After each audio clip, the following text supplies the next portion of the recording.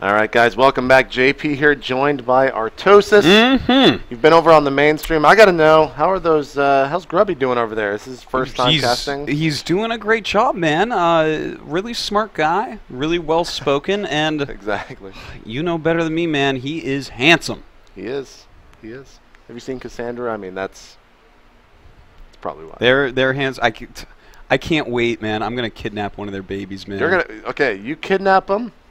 I'll find a talent agency, and we're going to make some money. Oh, my God. We can raise them together? What are we going to call it? Since we're kidnapping, I guess we have to name it. Do we? Or do we just give it, let it have the name that they gave it to be nice? No, then they'd know it was theirs. Exactly. Like, wait a minute. Exactly. Exactly. All right. Ganzi says he's ready. MKP actually just saying that. So, I don't know how we got on the topic of kidnapping kids, but don't do that at home. Let's go ahead and get this TVT started here. It's going to be on MLG Entombed Valley. MKP going up against Ganzi. Think we'll see Mech in this match, or you think we're going to see some bio play? I mean, MKP's pretty bio heavy. Yeah, he is. He will go Mech every now and then, but Ganzi, no. He doesn't really like Mech, man. Really? I can't remember him ever going Mech in this matchup. Maybe once.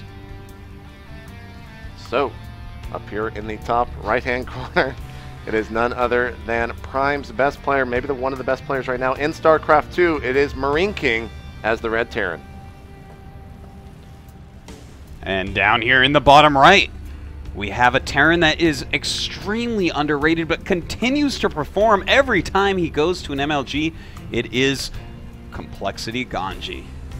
You said that actually so true. This is one of the players that is so underrated, and it's really because at these events, I mean, there's only so many storylines that you can follow. And Ganzi is actually one of those storylines that, for whatever reason, never gets followed in MLG. And he's a great player, and it's awesome stuff to see. So far in this tournament, we actually just casted him against Huck, and he did fall 1-2. But I mean, that's not to he's a great player regardless, even though Huck's a great competitor. So. Oh, absolutely. I think I would expect Huck to beat Ganzi a lot of the time, but.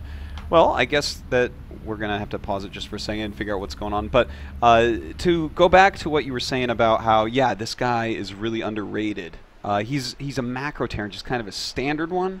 So that's kind of why he is underrated.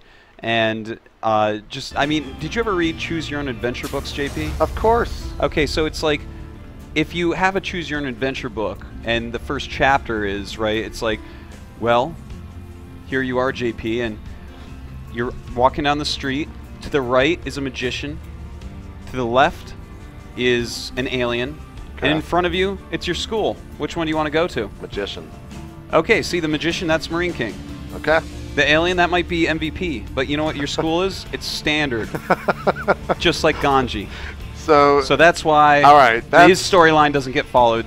No one has ever finished that book with that beginning storyline. You're taking it too far. Comparing Ganzi to school. I'm not going to allow you to do that. But can I compare him to a magician or an alien? Truly? No, but he could be like, what's like an interesting person, but he's not that interesting. I'm trying to think. I was going to say a mailman, but that's probably worse than school. That's worse than school. I'm so sorry. I know that we have a lot of mailmen out there that watch MLG. JP doesn't mean anything by it, but yeah, that is worse than school. I know. Please deliver my mail. Don't steal it. Yeah, please don't steal his mail, man. Yeah. We get off on the weirdest tangents, Artosis. No, we don't. They're good, man. We have good conversations. These are things people need to know because, I mean, this is early game TVT. There's not so much that we can talk about. Well, we can talk about this. It's a one gas going into factory. Unless he throws up another gas immediately, then it's quite likely that we'll just see him jump. Well, he is making the tech lab, so I'm actually interested to see exactly what he's going to do with this. Probably just throw a starport down right there and just go for Banshee play, but not cloaked Banshee play. Yeah, there you go. Exactly. That's pretty standard, though. And Ganzi, of course, the fast expansion into additional barracks. This is what he does all the time. All the time. First period, barracks. Second period, command center. Third period, add additional barracks and gas. What does he do at recess? At recess, Ganzi doesn't go to recess, man. All he does is practice. And then he's in detention afterwards? No, man. He puts other nerds in detention, but maybe not this game. He might wish he had skipped school today because he's playing Marineking Prime, the 2-time MLG champion, JP. Didn't you know that? It's true. Jeez, man. I'm sorry. Get your stuff together, JP. Banshee is coming out here for Marineking, and he is going to have a Hellion slip into the natural and be mapped by a bunch of Marines. He getting kind of close there, but needs to wait for that bunker to come up before moving forward anymore. Does have his 2 gas added on, but he actually just now got that. One thing a little bit weird about Ganji's build, it's not completely a normal standard build, because normally what you do is like 1 racks, expand, and then throw down maybe a couple racks. You don't normally throw down just 1 racks and get 2 gas. So this is actually, it's a little bit interesting. It's going to allow him to get some quicker upgrades. His unit count's going to be maybe a little bit lower than he would be used to, but he's saving a lot of money by actually only having 2 racks. And I want to see what he wants to do with that. Obviously, he's going to have to tech up because he has 2 gases.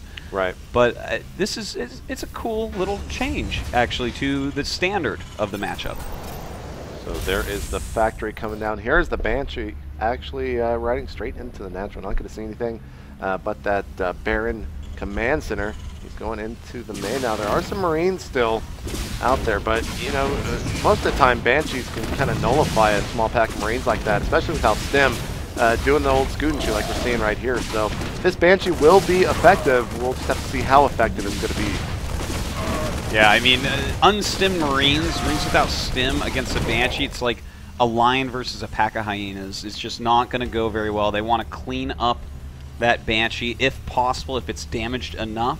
Right. But otherwise, that Banshee gets to keep its kill. Yeah, that's a good point. Good point. You're all about the analogies today. I am all about the analogies with you, JP. Your name's not Artosis, it's Analogy. I've decided That's what my name is! My name is not Artosis, it's Analogy. It is. Oh my god. What is that like, JP, Dan? you're a genius. Am I like a genius, or am I actually a genius? Because that's the big thing. Oh god. Wow. Yeah. Meanwhile, we're actually missing a small drop here. Ranking even denying the expansion more so. And, you know, that's not good for Ganzi because he went CC first, guys. Like, this is not where you actually want to be. And, I mean, that's actually so huge right there. Getting 10 of these SCV kills is quite a lot. And that puts him at the same SCV count as Ganji. And when you go for that fast expansion as a Terran against a Terran that goes for tech, the guy going for tech, all he wants to do is to even up the SCV count. As soon as he's done that, he's ahead because he's throwing you off your rhythm and he has better tech. So Marineking has really done a great job this game. And, you know, even though the supplies are very close, even though the economies are still actually very close, Marineking I would definitely put as the person in charge of this game, the leader of this game. Absolutely. I mean, he's going to have a 3rd base here in due time. Economically, he's already pretty far ahead. He was already on 1 base ahead because he denied this expansion for so long. And you can tell right now the supply not all that telling, but if you just look at the units, I mean, having the siege tank out is it's a very expensive unit, so that is pretty much the deciding factor right now in between these two armies. Also, just the amount of production facilities out is quite huge for MKP. That's quite right, JP. His economy is going to get boosted so well by those 3 SCVs at a time. You can see that his SCV count should be passing Ganji's pretty quickly here, and there you go, just as we say that, it finally does. And look at this, just going to start his harassment. He does have that important stim upgrade. And MKP, with his great multitasking, probably just keep this up for a very long time. Thing is that Ganzi already has combat shield, so Marineking's attack is not going to be as probably big as it could be, but it's, I mean, here you go again, as he's denying it, but at the same time, Ganzi actually doing a big drop here into the main of Marineking, and will Marineking be able to clean this up? It looks like this siege tank as well as the Marines coming straight out of those racks will be the difference. But can he get the medevacs? He gets 1. Will he get the second one? No. But still, that was a huge drop there, deflected by Marineking. Seriously, yeah. Why is this kid so good, JP? I don't even get it. Look at the supplies already, 84 to 58. He knows how to do everything. He's so flexible. It's amazing. He sees what his opponent is doing and figures out a way to just punish him in every single way that is possible. Yeah. I mean, it's going to get out of control here as soon as he decides to take his 3rd. He's already adding on 3 more racks for a total up to 6. taking out the destructible rocks, which basically signals that the third base is on its way. Upgrade-wise, we see him at 0-1. What is Ganzi rocking at the moment? He's also at 0-1, but supplies 94 to 69. It's going to take a lot for Ganzi to get back on equal footing compared to Marineking. Yeah, that's. I mean, I'm not even sure how he wants to go about doing so. If we just take a look at the unit counts, 2 medevacs and 14 Marines for Ganji, 5 medevacs, 23 Marines, and 3 siege tanks for Marineking. The amount Marineking is ahead, and now that he has a third base, I mean, I can't even really express it. Even I'm a guy whose name is Analogy, and I can't even think of one for this situation. Exactly. That's crazy, man. That's crazy. So the other big thing here is that Siege mode has just finished for Marineking, and it is still a ways off for Ganzi. So with that, he can do things like this and push in, bait some of those Marines out, and there goes the huge volley. This is the death blow right here, JP. So this is the lion taking out the hyenas. No, this is when you have the gun and you turn it sideways. Well, I guess that's one way to That's put what it that there. was. Okay, look, I'm actually really impressed with Marineking more and more and more, and that's weird because I watch him like all the time. Right. And still, like, you look at the way that he plays and the way that he reacts, it doesn't matter what you're doing. He finds a way that what he's doing, either he can switch it or he can adapt to it. Like, if your leaves high on a tree, suddenly he's a giraffe and he eats you.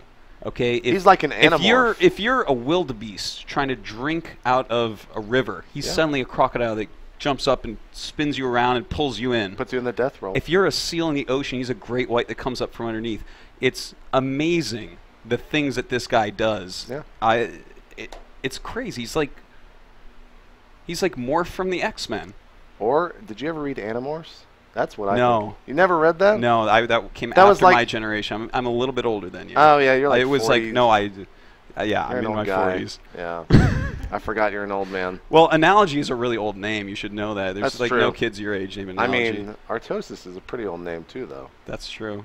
I don't know which is older, man. I don't know which is older. So our next map, actually... I don't know which is older either, JP. I don't either. No one can know.